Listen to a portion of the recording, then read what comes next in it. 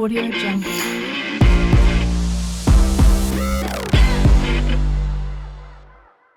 Hello, and welcome to Business Focus, produced by the Greater Reston Chamber of Commerce. My name is Angela Inzerillo with Impact Business Solutions, and I'm privileged to be your host as we highlight the great work our local businesses are doing. Welcome to March. First up, the president and CEO of the Reston Chamber, the familiar face of Mr. Charles Kapoor, here today to talk to us about a very, very special event that's upcoming in April called the 46th Annual Fairfax County Valor Awards, a very special event. And I'm really excited to share that today.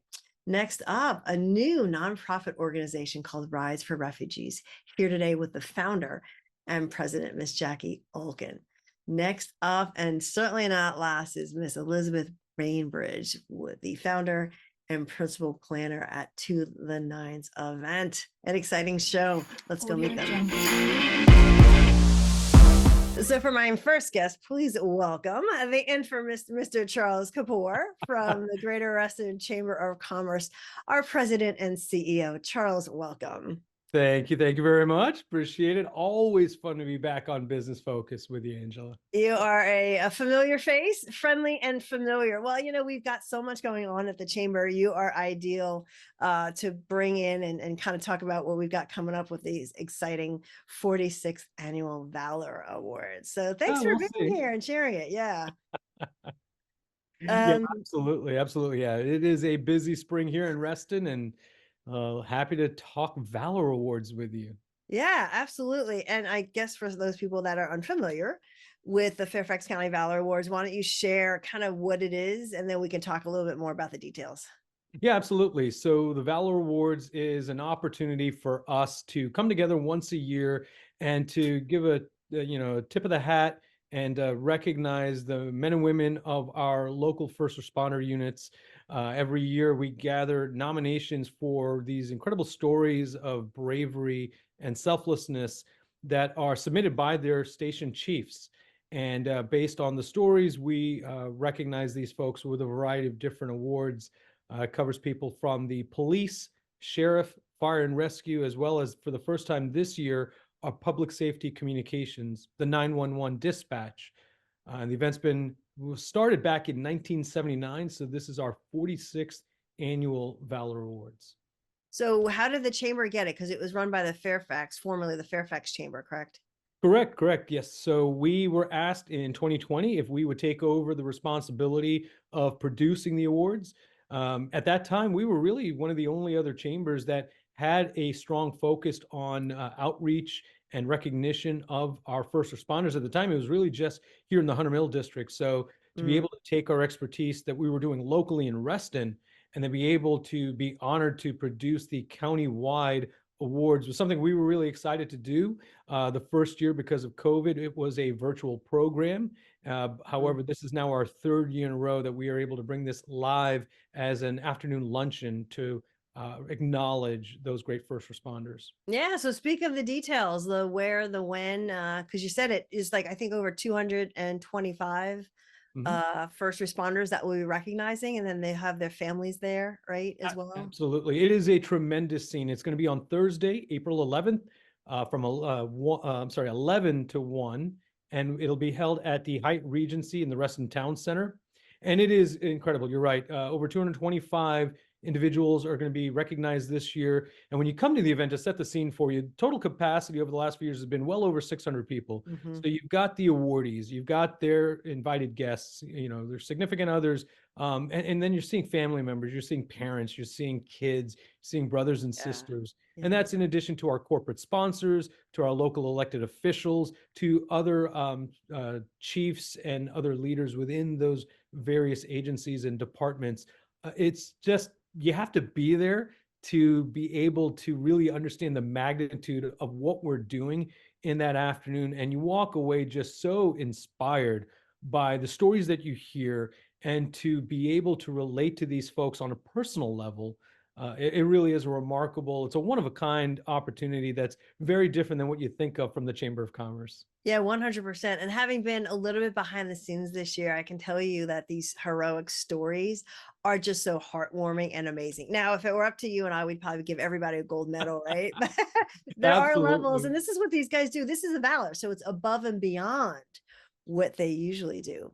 It really is. And some of the most sobering voices Yeah. in the room as we're making these award selections are the officers and their leaders themselves, for what they take for granted, would blow you and me away. So keeping that in mind, when you do see who wins a Medal of Valor, recognizing that by their own admission, it's a tough bar for them to reach, Oh, yeah. from what they consider part and parcel of their day to day. So to be recognized with a Valor Award is a truly prestigious and meaningful accomplishment.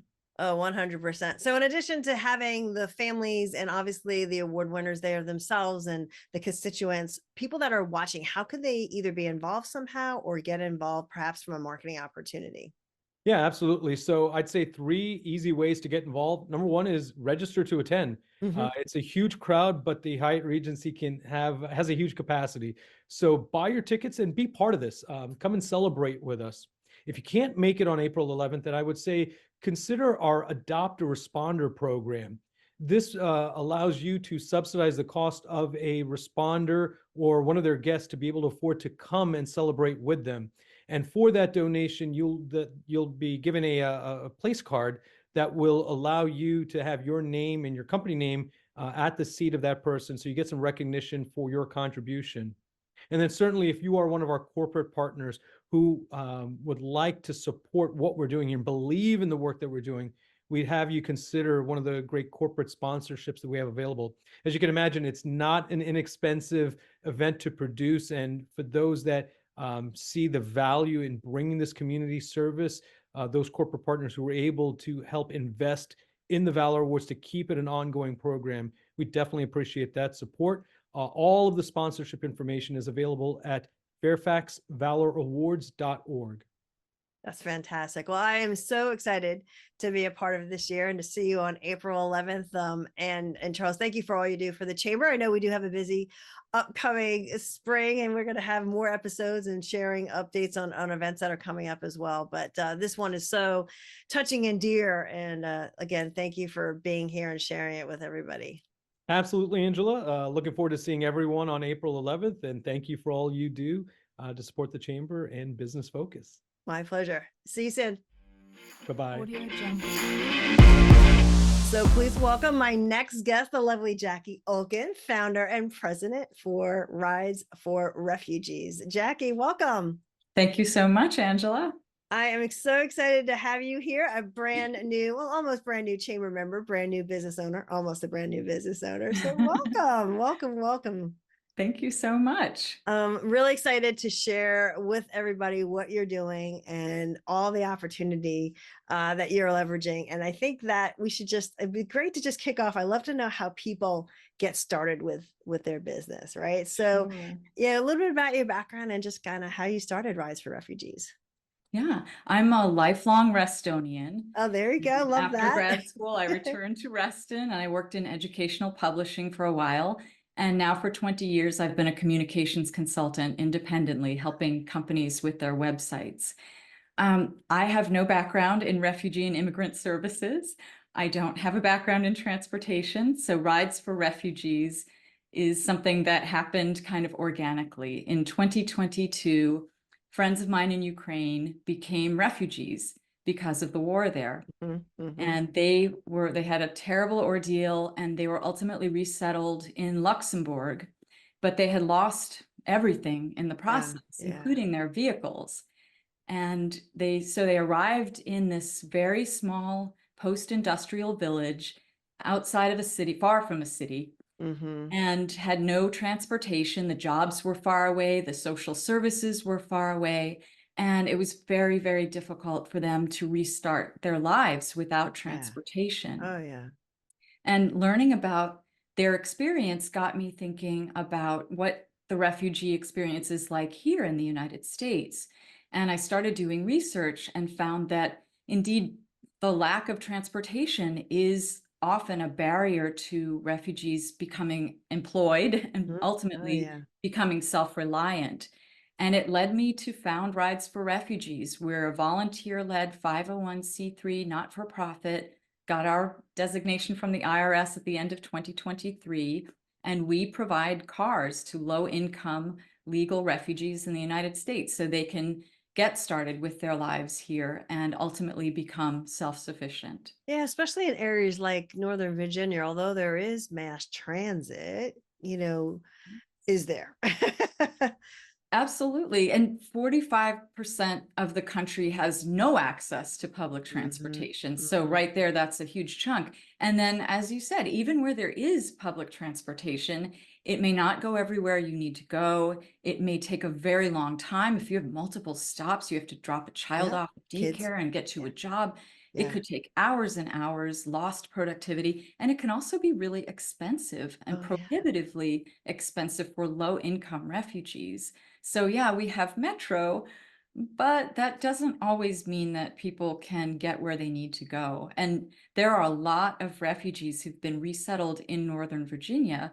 And in fact, the bulk of Rides for Refugees applicants for cars do come from Northern Virginia. Yeah. And I know we'll get into this a little bit more. You cover, nationwide, but at a high level, what's your current mission? Because again, you're just really fairly new. So what's the mission? Yeah, the mission is simple. It's provide cars for low-income legal refugees who are resettled in U.S. communities nationwide. So And we stay focused on that. you're based here, right? We are based in Reston, Virginia. Mhm. Okay. And so again, trying to find out like the programs and the services that you guys offer. Let's share a little bit more about that. Yeah, sure. So we have an application process. Mhm. The refugee has to apply for a car or a car grant if they're out of the local area and we can't physically present them with a car, then we provide funds for the purchase of a specific car. So they have to have a co-signer on the application who is another not-for-profit. So it could be their resettlement agency or a faith-based or community not-for-profit who has worked with that refugee in the resettlement process or to make up gaps in the resettlement process. So we need to establish who they are, why they came to the United States, kind of what their story is, their legal status, and their low income status and why they need a vehicle. And I'd And a lot of, imagine, yeah. sorry, go ahead. No, I was just gonna say, I'd imagine that, this application process is probably pretty extensive, but you need this information in order to do the right connection, right? Yes, absolutely. And the reason I always say low income legal, quote unquote, legal Yeah, yeah. refugees. So we're really talking about people who've been approved to stay in the United States because we Mhm. need to know and be able to tell our donors that the money's going to stay here in the US and Oh, help yeah. not just the refugees and their families, but the communities. Because the truth of the matter is when refugees can't make ends meet for themselves, it's community organizations and neighbors and the social safety net programs who make up the gaps. So getting a refugee or refugee family on the road to self-reliance with a vehicle so they can get to work and become self-sufficient really helps the entire community that they're resettled in. Oh, very much so. And I mean, that's a great part of being a part of the chamber, right? We're so community focused and we can help make those connections. For those people watching, like how can people get involved and support you? So we are donor supported. As I said, we're volunteer Volunteer. led. We're very reliant on our generous donors. We take vehicle donations locally here in Northern Virginia. You can contact us hello@ridesforrefugees.org if you have a reusable vehicle that could be repurposed right here in Northern Virginia or anywhere else in the country, or if you have a vehicle that doesn't work that you still want to donate, we have a partnership with another not-for-profit called CARS, Hmm. and they will pick up the vehicle, whatever it is, could be broken camper in California, it could be anything, and they'll pick it up, they sell it at auction, and we get 70% of the proceeds to fund our mission. So we take vehicle donations, we of course take monetary donations directly through our website, through PayPal, Venmo. You can visit our website, www.ridesforrefugees.org, and visit the donate page for all of the options for supporting us. And being a part of the chamber, just keep this in mind. I know you're fairly new, but if you have any kind of events that you might do to raise funds, or if there's something that you're doing that the chamber can help support, tag us on social media. Again, add that event, if you will, to the chamber's community calendar. Our members and community are so giving, and you just never know who you're gonna touch and how that person can support you. So just make sure, the more that you can do to voice your mission and your passion. And I can just hear it in your voice and just talking to you for a short time, that I love what you do. And I'm really glad you were able to Thank come you. on and share. So yeah, we'll make sure that the website is up there so everybody can see it. Yeah. Do you have any events coming up, or any plans for 2024? We haven't focused on events so far. As I said, we're volunteer led. And Yeah. so we aim to spend 90% or more of our funding getting the cars to refugees. So what we would love is if a corporate sponsor suggested, partnership, or we can find a corporate sponsor, then we would be thrilled to do an event. course. Right now, we are focused on capacity building with grants and donations and just getting the word out through different publications, different media, to let people know that we exist, the purpose that we serve, and how they can get involved. So Well, events might be down the road. yeah, but no, that's wonderful. I Yeah. only ask because I like to help promote, people have all sorts of different donation types of activities that they do. And like I said, you're kind of in the early stages. So glad, Jacqui, that you could be here. Fabulous seeing you. I look forward to seeing you at a future chamber event soon. Thanks again. Thank you so much, Angela. Audio Jungle. So please welcome my next guest, the lovely Elizabeth at Bainbridge, founder and principal planner of To the Nines event. Miss Elizabeth, welcome. Thank you so much for having me, Angela. It is great to finally get you on the show. Yes, absolutely. You Thank are making your impact here in Reston and Northern Virginia. So we've got to tell more people about what you're doing, because you're doing great things. Absolutely, absolutely. Well, just to say, for those who don't know who I am, as Angela said, I am Elizabeth Bainbridge, founder and principal planner of To the Nines events. I started To the Nines events in September of 2001 out in San Francisco. I started it clearly out of necessity, as I, as well as like 50% plus of the Bay Area, had been unemployed due to the first .com bust. So a friend was getting married, and so I helped him with his wedding. And then from there, I got a few more referrals, and To the Nines events started. See what happens when you do good things? And they're like, oh my gosh, we can't do this without you. You got it. Absolutely. Absolutely. And so not only do I produce weddings, but I also produce corporate functions, nonprofit galas, milestone birthdays and anniversaries, even bar and bat mitzvahs. So we really do plan it all.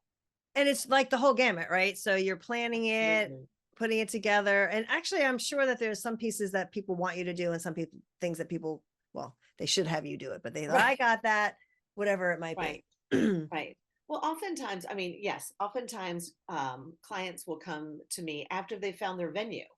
Okay. So it helps set their date, but then they're like, now what? Now what are we going to do? What do we still need to do? Because a lot of times clients have never produced an event before, whether it's a wedding or a milestone birthday, or even a corporate event. We just produced an event, a holiday party for a company, because they hadn't done one in person for a long time, or outside of their office. Right. So they really wanted to do something special and unique. And so they went off property, and we just had a really wonderful evening for 700 plus employees. Well, in addition to taking advantage of your contacts and expertise, right, people can then just enjoy the event. You know what it's like, right? We probably do, because we've got, families and friends that we have events for, or parties, and we're not enjoying the party, right? So, but it's really probably more about the expertise, because you've got such an expansive type of events that you do for different organizations, both personal and corporate, that you can lend that expertise, obviously, for people from a planning perspective and execution. Absolutely. Having been in event production for over 25 years, I've forged some really amazing vendor relationships with vendors across the country, not Yeah. just in the Bay Area and Northern Virginia, but I've produced events in Los Angeles and Seattle and Cape Cod and Boston and you name it. I've probably planned an event there. And people know people, so I'm sure you get a lot of referrals Yes. too. Yes. So let's talk more about, like, I'm not going to talk about the Bridezilla, but like, what are the biggest challenges you'd say most of your clients have, and how can you uniquely help them? Well, I think a lot of the challenges that our clients have is articulating their ideas. Hmm. Mhm. And so sometimes it's really challenging for them. So I'll send out a questionnaire kind of asking them, well, what's your goal of your event, regardless of what the event is? Every event has a goal, whether it is a wedding outside of just getting married, but what's important to you on that day? Um, and it's really hard for them sometimes to articulate their ideas. And so that's part of my job, is to help pull out those ideas, whether it's through that questionnaire, as I recently mentioned, or it's creating an inspiration board with Mhm. visuals Mhm. for people to really kind of see what their event could look Yeah. like.